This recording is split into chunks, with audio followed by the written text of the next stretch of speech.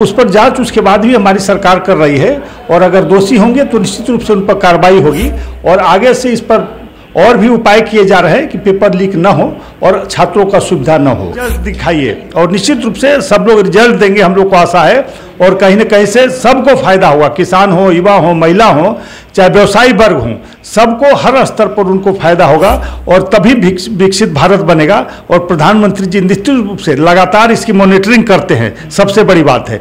इसलिए इस बार जो भी बचे कुचे काम हैं वो पूरा होंगे और भारत विकसित राष्ट्र के रूप में उन्नत होगा। लगातार आप किसी भी जिले में 3 घंटे में पहुंच सकते हैं। हमारी सरकार की देन है, एनडीए सरकार की देन है और निश्चित रूप से काफी विकास, घर घर में नल जल योजना हो, चाहे बिजली की व्यवस्था हमारी सरकार ने की है सभी।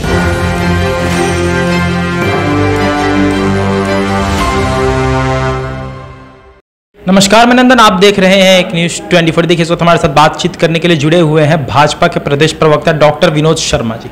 बात करेंगे सबसे पहले कि आपकी सरकार आती है, लगातार तीसरी बार नरेंद्र मोदी गद्दी पर बैठते हैं, इतिहास रचते हैं, इतिहास के भारत के इतिहास के दूसरे प्रधानमंत्री बनते हैं जो लगातार 3 बार शपथ ग्रहण करते हैं। सब कुछ सही चल रहा था, लेकिन उसी दिन 3 से 4 बजे के अप्रोक्सीमेटली नीट का रिजल्ट आता है और उसके बाद ये खबरें आती है कि नीट का जो है वो पेपर लीक हो गया था। कहां तक देखते हैं, सवाल उठने भी शुरू हो चुके हैं कि भाजपा की सरकार आई ही नहीं कि पेपर लीक होना शुरू हो गया।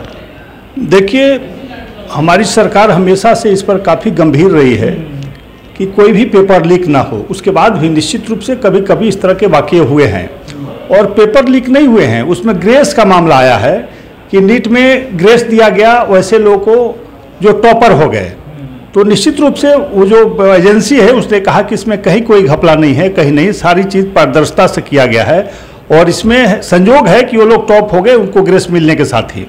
तो उस पर जांच उसके बाद भी हमारी सरकार कर रही है और अगर दोषी होंगे तो निश्चित रूप से उन पर कार्रवाई होगी और आगे से इस पर और भी उपाय किए जा रहे हैं कि पेपर लीक न हो और छात्रों का सुविधा न हो। अच्छा, इस बार की बात करें तो इस बार आप लोगों ने चुनाव तो जीता है, लेकिन जिस तरीके से जीता है आप लोगों पर बहुत कह सकते हैं जिम्मेवारी भी आ गई है 24 से 29 तक। तो क्या लगता है कि 24 से 29 में आपके मेन मुद्दे क्या रहेंगे? क्योंकि यूथ भी आपसे उतने ज़्यादा खुश इस बार नहीं दिख रहे थे और गरीब तबके के लोग भी इतने खुश नहीं दिख रहे थे आपसे। देखिए, आदरणीय प्रधानमंत्री नरेंद्र मोदी जी लगातार तीसरी बार प्रधानमंत्री बनाया है जनता ने और निश्चित रूप से काफ़ी अपेक्षा के साथ बनाया है और अपेक्षा पर हम खरे भी उतरे हैं पहले।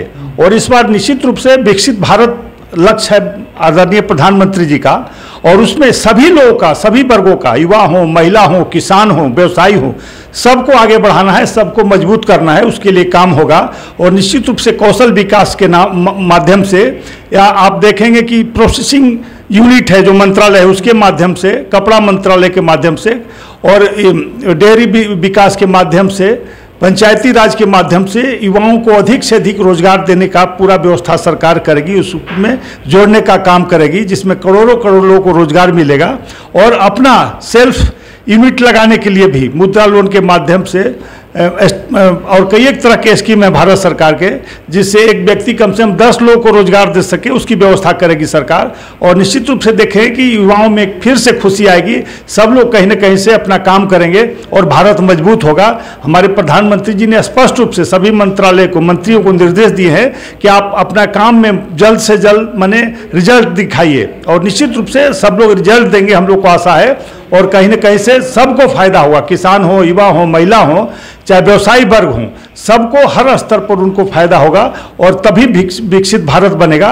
और प्रधानमंत्री जी निश्चित रूप से लगातार इसकी मॉनिटरिंग करते हैं, सबसे बड़ी बात है। इसलिए इस बार जो भी बचे कुचे काम हैं वो पूरा होंगे और भारत विकसित राष्ट्र के रूप में उन्नत होगा।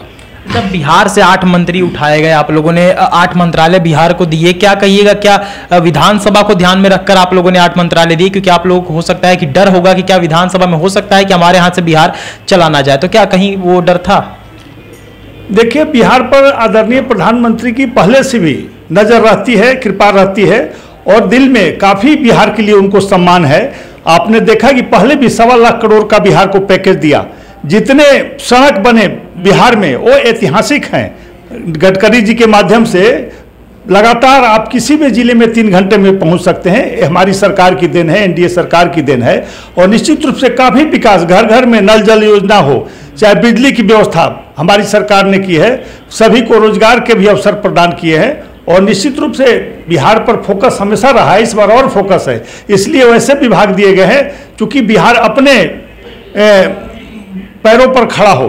पहले राजद शासन काल में बिहार बहुत पिछड़ गया था, जिसे हमारी सरकार ने आदरणीय नीतीश कुमार के नेतृत्व में काफ़ी ऊपर लाने का काम किया है और एक अपना इमेज बनाया। पहले बिहार के नाम से लोग डरते थे बाहर में, आज वो स्थिति नहीं है।